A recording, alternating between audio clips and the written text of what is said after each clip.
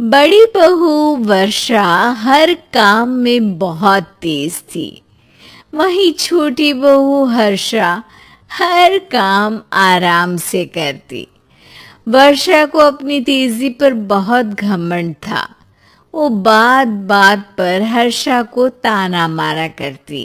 एक दिन वर्षा किचन में खाना बना रही होती है और हर्षा से कहती है, देवरानी जी, इतना धीमे धीमे खाना बनाओगी तो लोग भूख से मर जाएंगे। पिछले जन्म में कछुआ थी क्या? मेरा तो पता नहीं, आप बहुत तेज हो। आप पिछले जन्म में घोड़ा थी क्या? वर्षा आराम से चली जाती है।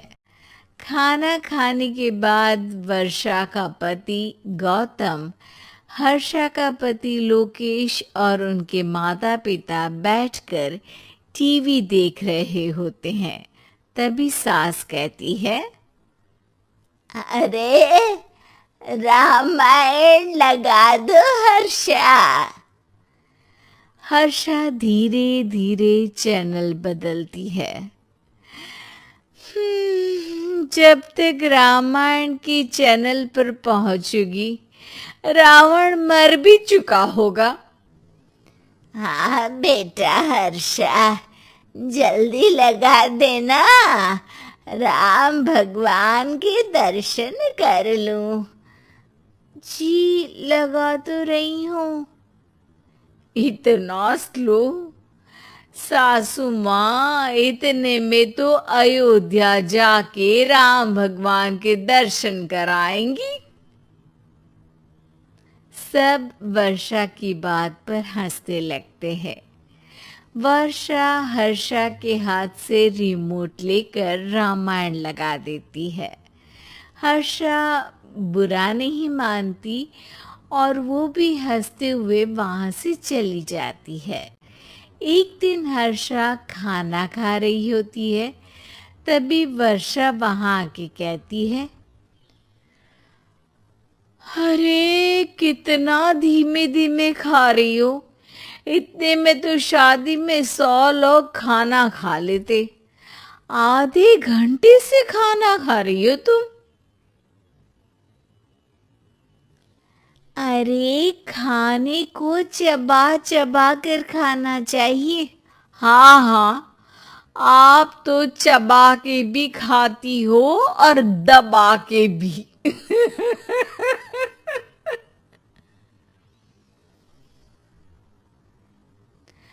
अरे आपको मेरे धीरे खाने से दिक्कत है या ज्यादा खाने से?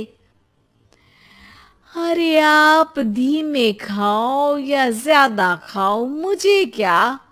बस मैं ये कहने आई थी कि सुबह कुछ मेहमान आ रहे हैं। जल्दी उठ के खाना बना लेना, देर मत करना। आ, साथ में बनाते हैं ना। तुम्हारे साथ बनाऊंगी तो स्पीड को 5वें गियर से पहले गियर पर ले आना पड़ेगा। अरे भाई, तुम्हारे साथ रहकर तो मेरी तेज रफ्तार पर भी असर पड़ेगा और मैं भी तुम्हारी तरह हौले हौले काम करने लगूंगी सब। ठीक है, मैं पराठे बना लूँगी और सब्ज़ी बना लूँगी। आप चपाती बना लेना और दाल बना लेना। हाँ हाँ ठीक है, पर अलग अलग ही बनाएंगे। अगले दिन हर्षा जल्दी उठ के काम करने लगती है और वर्षा सुबह उठ के ये सोच के वापस सो जाती है कि काम तो वो तेज कर ही लेती है। अगर थोड़ी देर सो भी जाएगी तो भी हर्षा से पहले तो काम निपटा ही लेगी। हर्षा, बेटा आज भगवान के लिए थोड़ा जल्दी हाथ चलाना। हाँ, मेहमान आने ही वाले हैं। जी हाँ माँ, अब आटा गूंद लिया है, आलू उबल रहे हैं, पराठे बनाने ही वाली हूँ, फिर सब्जी भी बना लूँगी। इतने में ही वर्षा वहाँ आ जाती है।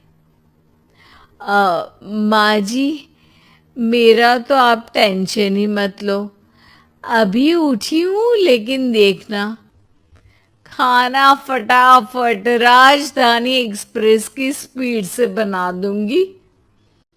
इतने में ही मेहमान आ जाते हैं। आइए आइए आइए, खाना बन ही रहा है, चाय बनवा लेती हूँ पहले आपके लिए। सास किचन में आती है। वर्षा, वो लोग आ गए, चाय बना दे जल्दी से। हर्षा को नहीं बोल रही, क्योंकि वो तो सुबह की चाय देने में शाम कर देगी। चाय बन भी चुकी है माँ जी। वर्षा तेज ही नहीं, सबसे तेज है। आप चलिए, मैं चाय लेकर आती हूँ। वर्षा मेहमानों के सामने चाय लेकर जाती है। ये हमारी बहू है वर्षा, तेज वर्षा कहते हैं इसको। हर काम में इतनी तेजी रखती है जैसे मिल्खा सिंह भाग रहा हो।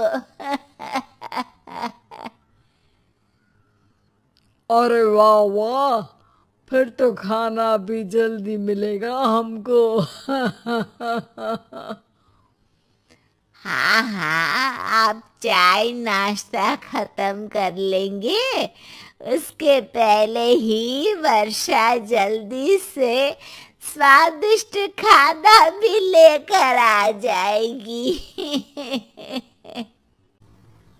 वादा तो कर लिया जल्दी खाना देने का।